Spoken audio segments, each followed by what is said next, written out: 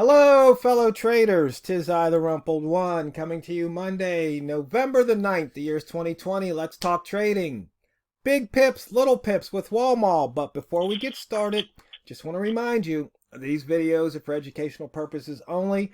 Your results may differ from mine and from Walmal's. Walmal, big pips, little pips. You making big pips or little pips today? I'm making lots of little pips.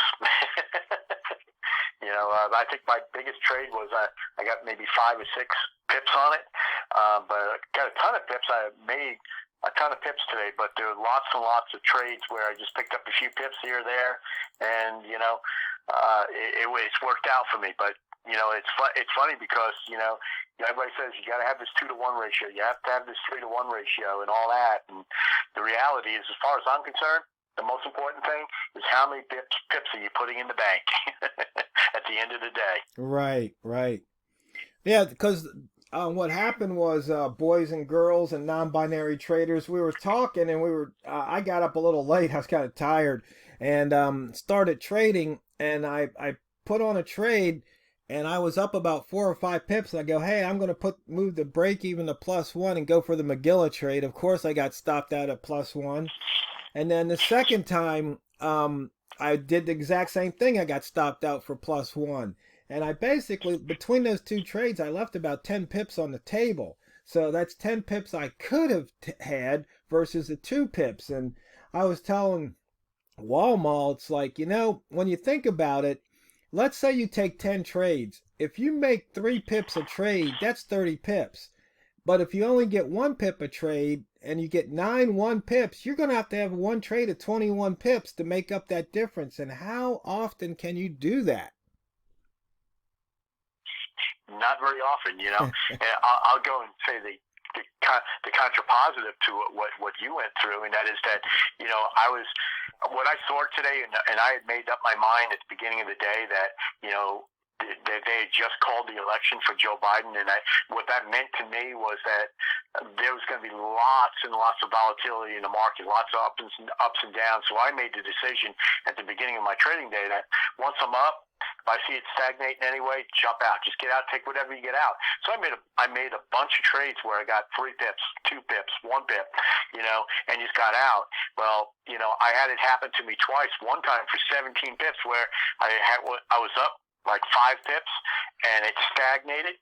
Followed my rule, jumped out, took my 5 pips, and be big, fat, and happy, with that. But at the same time, then all of a sudden take off and 17, 18 pips or some crazy nonsense like that. And if I recall correctly, you kind of laughed at me like, oh, you wish you would have had that, right? And it's like, yeah, I do, but at the same time, followed my plan. And we got to remember, you got to follow your plan. In terms of big pips or little pips, what's your plan for the day? What's your plan overall for your trading plan? Because that's what really matters most. Yeah, because I just moved my cursor to show the traders. We're looking at the ranges of the current and then the previous 4 H1 bars. I mean, the smallest one's 23 pips. I mean, there's pips to be made, but you have to take them. And what do we say? You take it before the market takes it back. And I was looking for a big run, and instead the market took it back. And a lot of times what'll happen is, you just have to... yeah, the market, I'll be up 5 pips. You move your break even, it'll come down, take you out, and then rock it up 10 pips. And then you say, why did I move it to break even? But that's part of trading, though. That's what's Right. going to happen. And what we do is, what we're trying to do is put a trading plan in place that protects us against our losses, and at the same time also protects that we get some wins. Because at the end of the day, if every day, and I think you said this before in other videos, and I say this to friends of mine that I trade with and whatever, and that is, at the end of the day, if you could guarantee yourself that you made 1 pip every single day, okay, and you started that out as a young man, by the time that it was time to retire, you're a multi-billionaire, okay? And that's just a reality. If you can guarantee that every day you can make just 1 single little pip. So, how are you trading? Why are you trading? In terms of what your method is and how you get from day 1 to day 2. Yeah. And there was something else I read, and it wasn't about trading, but it definitely applies to trading. So many times we're so focused on the result. In other words, did we come out, ahead or behind for the day, versus are we focused on the process? Because a result will get you a short-term gain, but a process will get you that long-term, gain over time. That because you can do many things, quote unquote, wrong on any particular day and come out of the day ahead. But if you keep making those same mistakes, or those, or, you create those habits, you're going to get killed sooner or later. But if you have, if you, Eventually, it's going to catch up to you. yeah, if you Yeah. follow a process that's profitable, yeah, some days might be better than others, and some days might even be losses, but that process. So it's like, yeah, you take 10 trades and maybe 9 out of 10 are profitable. But the question is, did you follow your plan, your method, each of those trades? Because if you only did it half, well, guess what? You really got lucky. Right. And it's funny because Avery TRO goes and speaks to this fellow as well as I do, but this one young man is really a new trader, and I went out to lunch with him. Oh, probably about a month or two ago, probably maybe 2 or 3 months ago, and he was getting a little disheartened a little bit because he was winning 18 trades, and then losing one trade, and at the end of the month he's actually down, and it was because of some of the things that he had in place that was causing him to do that. And it was exactly what you're referring to, TRO, where he was doing, a lot of things wrong, or actually one or two things wrong, and what was happening was it was eating into all that other profit that he was making for the month. And then by the end of the month, he's down, and he's, to the point of which being down so far that almost blowing accounts out. And that's what we have to be very, very careful about. Okay, are we winning, and are we winning because we're following the plan, or are we winning because just dumb luck, and that's going to happen too. And that's it's very easy for us to go back and look at our losses and say, oh, I should have done this, or I should have done this. But how often do we look at our wins and look at it from a critical point of view of, I shouldn't have done this, and I shouldn't have done this? And yes, it may have turned out that winning trade may have even been a losing trade, but in the long run, because you're following a good process, would have kept you on the right side of the road. And that's something that, that's a hard lesson to learn, making sure that you're following the process the correct way. Yeah, in fact, I just switched over to the sweet spots chart, and that's all we have is H1 candle color. Because I was too slow, not quick enough to get in this trade here. But right at the 40 line, I'd be up, a pip right now. Yeah, I see that. That would have been a very nice trade, Now, me personally, that wouldn't have been my trade to take just because of when it was. But, actually, you're talking about the brand new hour. I missed that. Yeah, right now, yeah. I was thinking, yeah, that would, but the thing is, exactly what you're saying. You could have been up and grabbed those few little pips, and now you would have been underwater if you had stayed in. But, I like taking trades like this where, okay, we went and broke the 40, we're up 3-4 pips, take your profit off the table, especially in a day like this where it swings back and forth a lot. You know what, this thing's probably going to go back below the 40 again, take the trade again. There's no reason for not doing. In fact, you could have just gotten in right now. Now I don't know what it's going to do. Right. But it would have been really nice because you had a second opportunity to make some more pips. Now this thing may plummet. I don't know. We that's part of trading. You really don't know.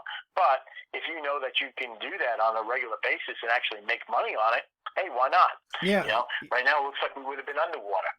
But yes. That's okay. Yeah, so on this, and what, I think this is just illustrates what we're talking about. If you would have jumped in at 40, on my chart it hit a high of 42.5. There's 2 pips that you could have had.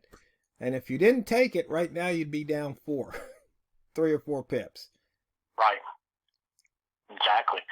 My chart got up to 44.5. Wow. But still, it's just, You know, it just shows you the difference in different brokers and where they go. You know, but the thing is, that's what the market does. Take your pips and be happy. You know, and don't. You know, it's like what I said before. You know, I wish I would have had those, 17 pips? Absolutely, I wish I would have had those 17 pips, but I can't get affected by it. It's the moment I get affected by it, it's going to affect my next trade. And I'm either going to stay in too long, and next thing you know, I could be up, and the trade goes against me. And instead of going and getting my 2, 3, 4 pips, I'm now sitting here underwater by 6 pips. You know, who wants to be in that situation? Yeah, and I just switched over to the M5 chart just to show the traders out there. You see there was a one ball, and I've kind of got this rule that if I jump in a trade and a one ball comes, that's like and the price stops, I'm out, because so many times it what just happened has happened. It hits that one ball and it reverses. Right. Yeah. And my rule is I'm a little bit more liberal with that rule, but I tend to do that. You saw me do that a couple times this morning. Yeah. But I'll let it sit there for a little bit longer than you. But but that's just me. But at the same time, if I haven't made goal for the day, if I hadn't gone and made, I try to make my goal or my core of 10 pips a day. If I haven't met it yet, and I see it stop and I see a one ball show up, boom, gone. I'm out of there. If I have, and I've got some extra pips sitting in the bank, I may go and stick it out a little bit longer and see if I can get something. And as you can see here, we're now in the rat zone. We're 16 pips off the low. We're 3 pips below the smart rat here. Now 2 pips below. Right, and we're sitting here right now at the 12 o'clock hour on the east coast of the U.S. And so we know that it starts to wind down right around this time. You got the New York boys, they're going to lunch. The London boys, they're going home, or have already gone home. So you start getting there's less movement or less decided movement. What I mean by decided movement, we're going to run this thing up or we're going to run this thing down. There's more volatility where it does a lot of jumping back and forth with hours that may not be sitting there with it. 30, 40, 50 pips for the hour.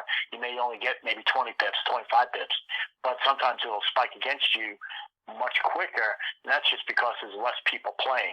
Yeah. Now, something I want to point out here, something that I've been looking at mainly on the M5, but you can also do it on M1 or H1, is start to trade these little rat reversals. Red candle closes, green candle closes. You go high at the green candle there, and that would have been good for a pip or so right there. And just taking these little trades in and out quick, especially on days like today, but they pay off. They can pay off nicely. So like here on M5, there was a short trade right here where you had a green candle close, red candle closes. You go short here, and that was worth about 5 pips. And it's just these little type trades where instead of going for the big pips, the 10 or more pips, or even 5 or more pips, you just look to make those, 1, 2, 3 pips, and every now and then it'll move in your direction really quickly. And I know there's people out there, yeah, but if you take a 10 pip loss, then you gotta blah, blah, blah. It's like, well, you don't take a 10 pip loss then. Maybe you only take a 5 pip loss. And as you can see here, we're right back to that 40. Yeah, and you can see here, we're right back to that 40. And there's another 2 pips that could have been put in your pocket. So, you can trade the Walmal lines, you can trade rat reversals, you can trade them both, you can trade something else. But the thing is, rather than go for those big pips, if you're going to get something that gives you multiple entries per hour, let alone per session, take the little pips and stack them up. And you know what? Hopefully, you'll come out ahead of the game. And as usual, the fastest 15 minutes in trading has gone by. So, fellow traders, big pips versus little pips, you're going to have to decide what you want to do, because it's not what you trade, it's how you trade it. So go out there and drain the banks. This is TheRumpledOne. Over and out.